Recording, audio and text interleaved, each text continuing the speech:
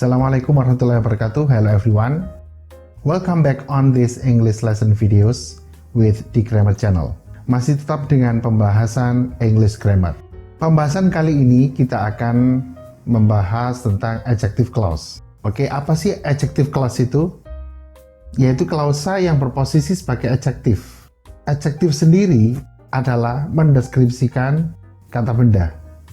Untuk lebih mudahnya, langsung kita pada contoh kalimat berikut ini.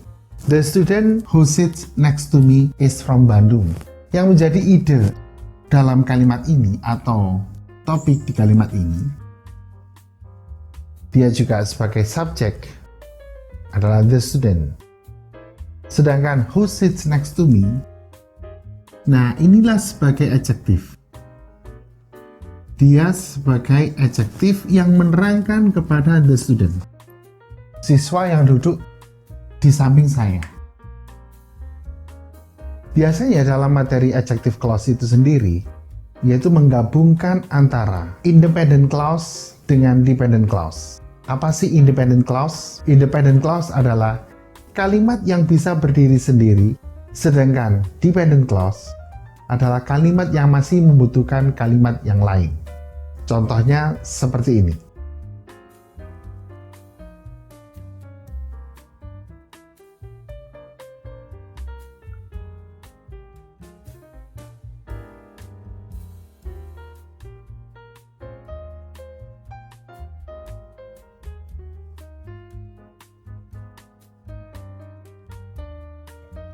Oke, perhatikan pada contoh berikut ini. Ini adalah independent clause yang saya singkat dengan IC, independent clause, dan ini adalah dependent clause. Independent clause adalah kalimat yang bisa berdiri sendiri. Dia tidak membutuhkan kalimat lain. Berbeda dengan dependent clause, dia masih membutuhkan kalimat yang lain. Agar lebih jelas, coba kita perhatikan kalimat berikut ini. The student is from Bandung. Siswa itu dari Bandung. Nah, untuk dependent clause-nya, he sits next to me. Dia duduk di samping saya. Seandainya tidak ada independent clause atau kalimatnya di atas sini, maka kalimat ini masih belum lengkap. Dia duduk di samping saya. Siapa dia? Nah, dalam materi ini, dalam materi adjective clause ini, yaitu menggabungkan keduanya dengan menggunakan relative pronoun who, whom, which, whose, dan that. Relative pronoun ini mempunyai fungsi yang berbeda. Seperti who dan whom ini digunakan untuk orang. Kalau which digunakan untuk benda, whose digunakan untuk kepemilikan, dan that bisa digunakan untuk orang, person, ya, atau benda. Cuma who dan whom juga ada perbedaan. Kalau who, dia sebagai subjek, I, you, they, we, he, she. Sedangkan whom sebagai objek. Ya, ini contohnya. Untuk lebih lanjut, coba kita gabungkan kalimat ini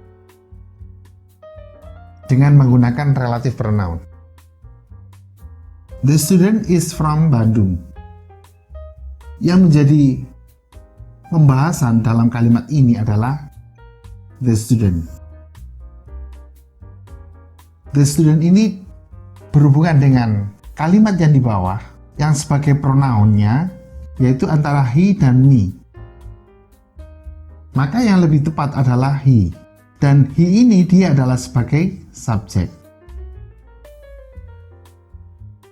Maka untuk menggabungkan, tadi yang he ini saya ganti dengan who, karena dia sebagai subjek. Kemudian bagaimana cara menggabungkan kalimat tersebut? Yang pertama, yang di garis bawah ini, the student,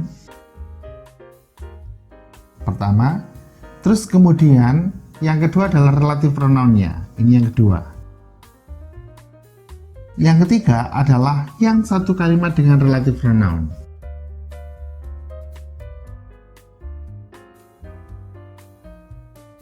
Dan yang keempat adalah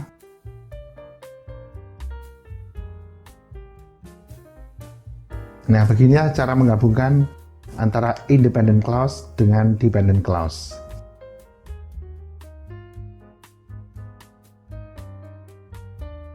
Berikut ini adalah contoh-contoh materi adjective clause menggabungkan antara independent clause dengan dependent clause menggunakan relative pronoun.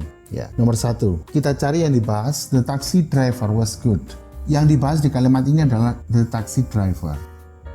Dalam hal ini, pronounnya the taxi driver di sini adalah he. He ini adalah sebagai subjek, maka diganti dengan who. Nah, untuk menyusunnya, yang pertama adalah yang dibahas dulu, kemudian yang kedua adalah relative pronoun-nya. Setelah itu yang satu kalimat dengan relative pronoun. Nah, yang bagian ini adalah yang terakhir. Contoh nomor 2, the man was Mr. John. I saw him last night. Yang dibahas di sini adalah the man. Kemudian the man ini mempunyai kata ganti di kalimat ini adalah him. Him ini dia sebagai objek, kemudian kita ganti dengan whom. Ya. Terus yang kita tulis dulu adalah yang dibahas the man, kemudian relative pronoun-nya, kemudian yang satu kalimat dengan relative pronoun. Selanjutnya yang terakhir adalah was Mr. John. Yang nomor 3, the music was good. We listened it last night. Nomor 3 ini, the music adalah yang dibahas. Kemudian dia mempunyai pronoun di kalimat dependent clause, itu adalah it. Dan it ini adalah, karena the music bukan orang, maka dia diganti dengan which. Penyusunannya, the music, kemudian which yang relative pronoun-nya. Setelah itu yang satu kalimat dengan relative pronoun. Dan yang ini adalah yang terakhir. The music which we listened last night was good. Ya, relative pronoun itu sebenarnya mempunyai arti yang. The taxi driver who took me to the airport was good. Supir taksi yang mengantar saya ke airport baik. Ini bisa kita ganti dengan nice, ya. Was nice. Atau ini was nice. Boleh. Untuk selanjutnya yang nomor 4, we are studying sentences. They contain adjective clause. Kita sedang belajar kalimat-kalimat. Mereka terdiri dari adjective clause. Berarti yang dibahas di sini bukanlah we, karena they ini merujuk pada sentences. Ini. Dan they ini adalah pronounnya sentences. Maka they ini kita ganti dengan which. Karena sentences ini berada di akhir kalimat, jangan merubah kalimat yang sebelumnya. Maka tetap we are studying sentences. Nah, setelah itu langsung relative pronoun. Langsung nyambung berarti.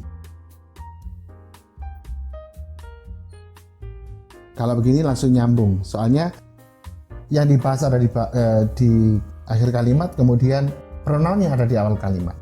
Dia sebagai subjek. Yang terakhir, the man called the police. His car was stolen. Yang dibahas adalah the man karena dia berhubungan dengan his car. His car, mobilnya. Ini adalah posesif. Maka kalau posesif, kepemilikan itu diganti dengan whose car. Maka menyusunnya, the man whose car was stolen. The man whose car was stolen called the police. Nah, demikian contoh-contoh menggabungkan antara dependent clause, independent clause dengan dependent clause menggunakan relative pronoun. Sekali lagi, yang terakhir, untuk menyusun, yang pertama adalah yang dibahas dulu, kemudian setelah itu relative pronoun-nya, kemudian yang satu kalimat dengan relative pronoun, yang terakhir adalah complement-nya. Was nice. Nah, demikian pembahasan mengenai adjective clause dari saya. Saya akhiri. Assalamualaikum warahmatullahi wabarakatuh.